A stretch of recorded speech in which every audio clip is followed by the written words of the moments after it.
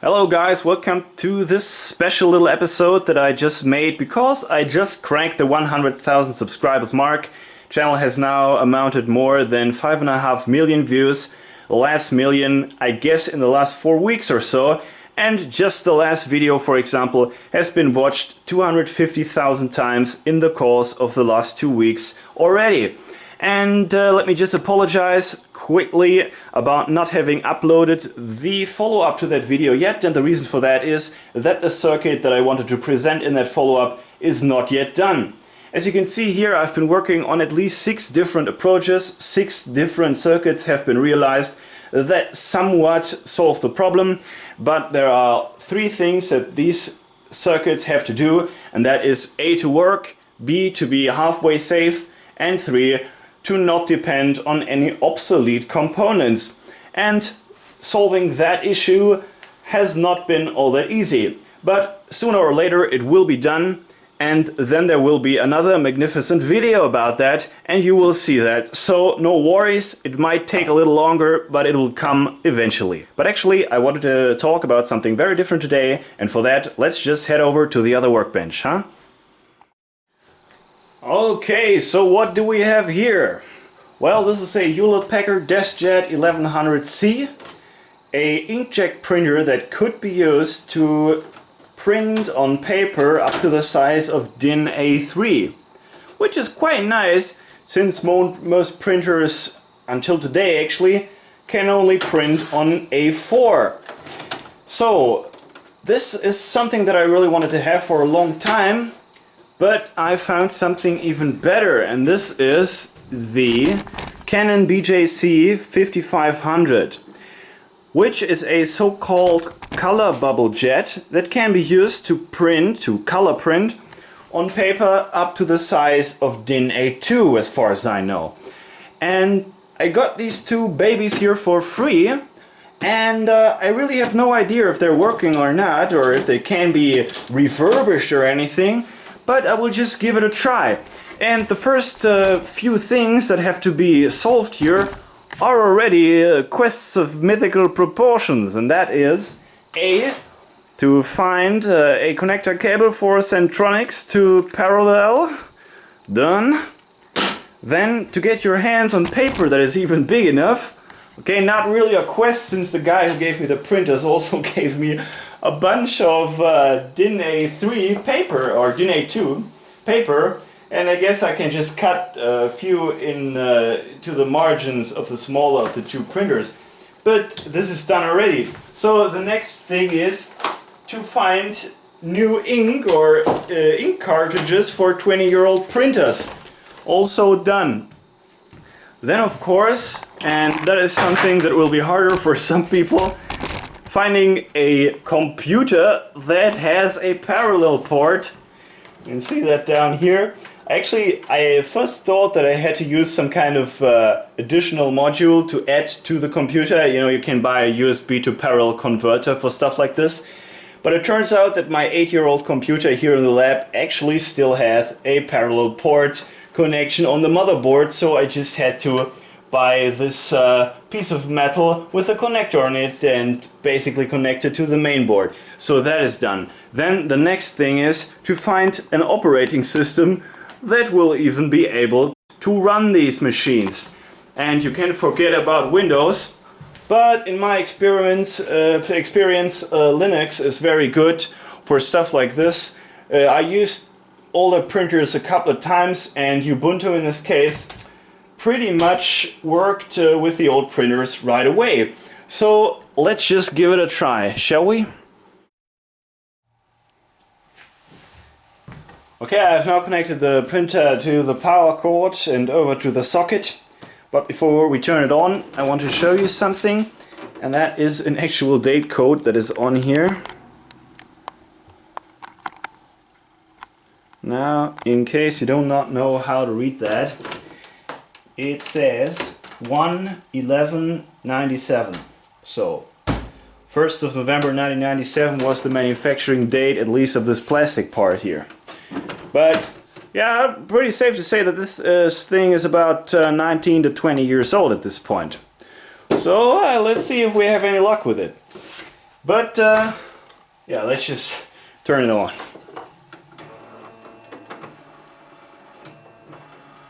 Makes noises, it's good. Old school sound. And you can see that LED blinking right here, showing us that we need ink cartridges because there are not any in there. Okay, so I actually got this color cartridge here. It's an original part from HP. Bought this on eBay, and you really get those things quite for quite a little money now. They used to be very expensive. And for the black ink I have not one but actually two reproduced cartridges that I bought on Amazon.com, and you get these for around 10 euros a piece. And we will see if this will work out.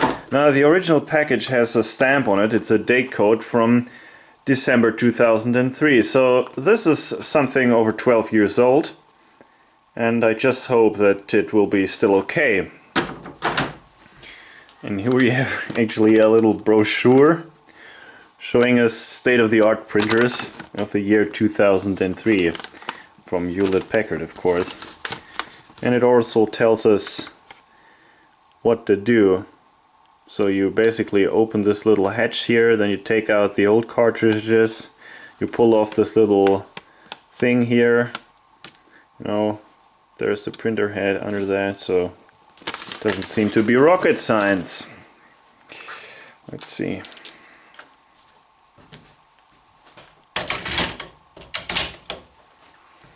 Okay.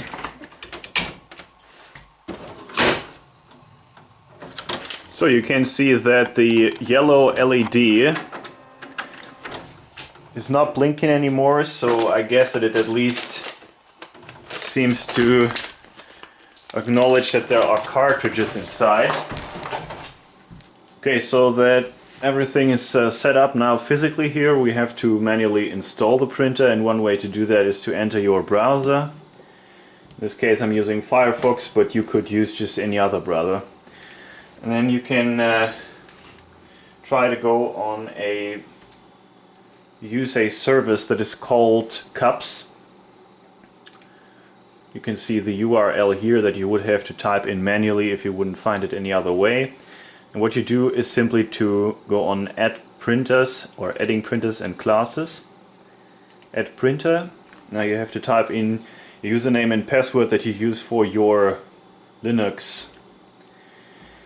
And now this can take a second. Yeah, well, it doesn't show the printer. Too damn stupid, man.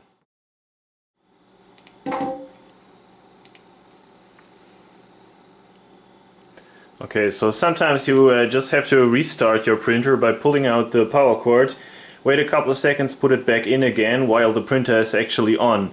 Then it will somehow reconnect to the computer. I don't really know how that works. But you can see here that now not only the serial port, but also other ports are shown. And as you can see, it's not only the case that the parallel port is listed here, but apparently the system was able to automatically recognize the make and model of the printer, HP DeskJet 1100C. And so we can just check this and go on continue. And here you could now manually type in a name for the printer, but that has already also been preset depending on the type of printer that has been recognized by the system. So now we can click continue again. And here we now have a very long list of compatible drivers, even for very old makes and models like this one. And this is the main reason why I would recommend to use Ubuntu or another Linux distribution for reusing old printers than trying it with Windows, especially if you don't have an older PC with Windows XP or older versions of Windows running on it. Because even for printers that are just a couple of years old, it is very unlikely that you will find a driver for Windows 10 or whatever Windows versions we will have in the future. And it turns out that in addition to a generic Hewlett-Packard driver, we also have two drivers that are designated as drivers for the DeskJet 1100C. So I will simply have to try out which of the three drivers works best for me.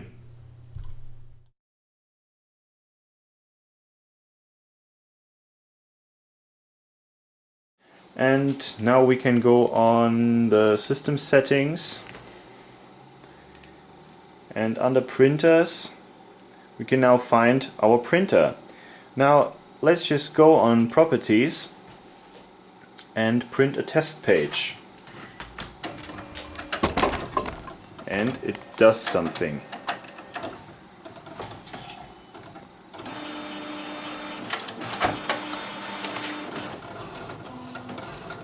Seems to be printing, and it's also able to pull the paper from the tray, huh?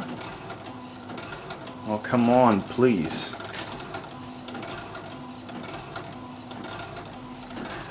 Well, not the fastest printer in the world, that's for sure.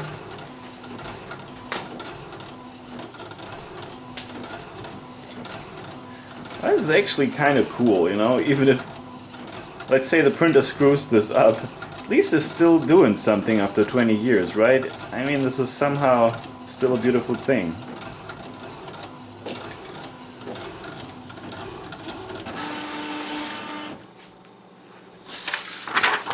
Okay, so it does print, but it's pretty obvious that we only have black and magenta on the paper. Cyan and yellow colors completely missing, so I'd say it's about time we take a closer look at that ink cartridge that I just inserted. So here we're taking a closer look at the printer heads, and you can distinguish between three different slots that actually consist of tiny little holes in the surface. And on the left hand side you see cyan, in the middle magenta, and on the right hand side you see the holes for the yellow ink. And it's pretty obvious that it is only the magenta color that is actually coming out of the holes. For example, if you shake this, there will be little droplets coming out in the middle, but none on the left and right. So I would guess that the holes for magenta and cyan are clogged. And I have read on the internet that you can try to solve this problem with just a little water. I have a bowl with a little hot water in it, and I just place the cartridge in there, and I will leave that like this for a certain amount of time and then see if the small nozzles in there will open or not.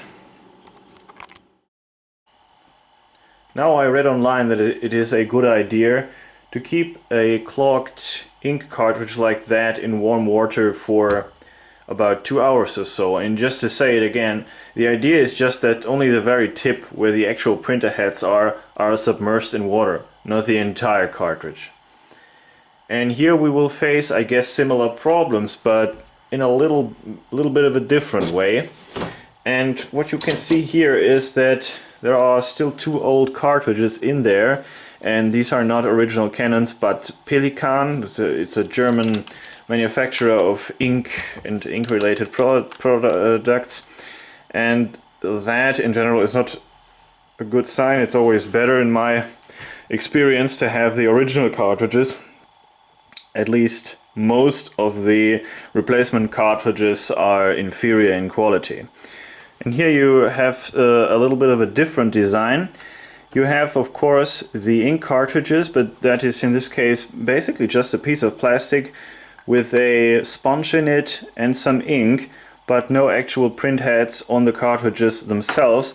The print heads are sitting on this piece right here, and I guess that I can see from here already that they are quite dirty, and I'm pretty sure that they are clogged as well. But I guess let's just try this, and if it doesn't work, then you know what we will do with that. So here it appears we have the actual original cartridges manufactured by Canon, although there might be a difference in the age of these cartridges. As you can see, one was made in Germany, the other one made in Japan. And also the color of the packages is a little different. Maybe this is I don't know, faded away or something. But yeah, still in the original packaging. There's also some Japanese apparently on here.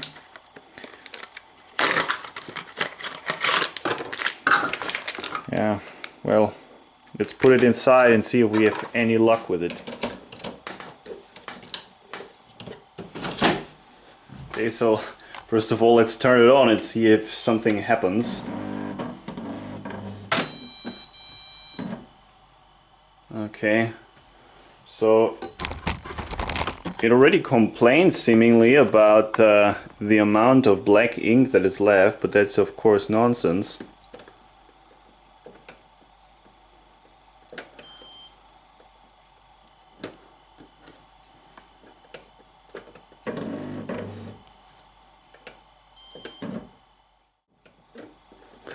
I wish I understood how this menu works.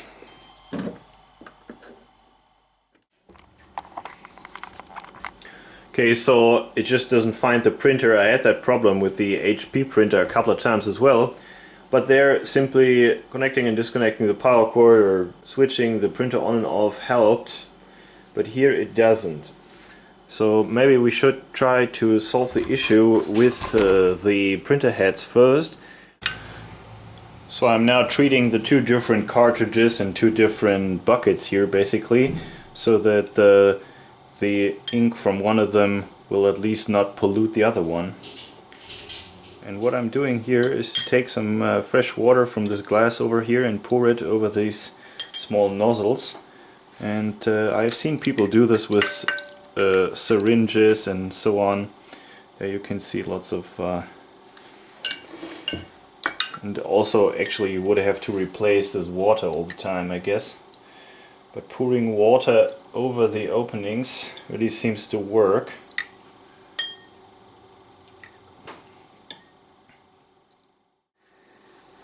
So after having poured water over it with the teaspoon for I don't know how many times, I'm now using a towel to dry it all up.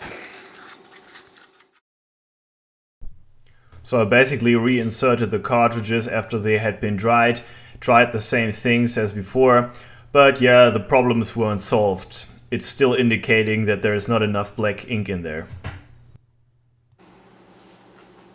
So I'm now under Windows 10 here, and believe it or not, actually the printer was recognized by the computer, so it says here Canon BubbleJet BJC 5500, and it also states that the best driver for the printer is installed, but I'm not too sure about that.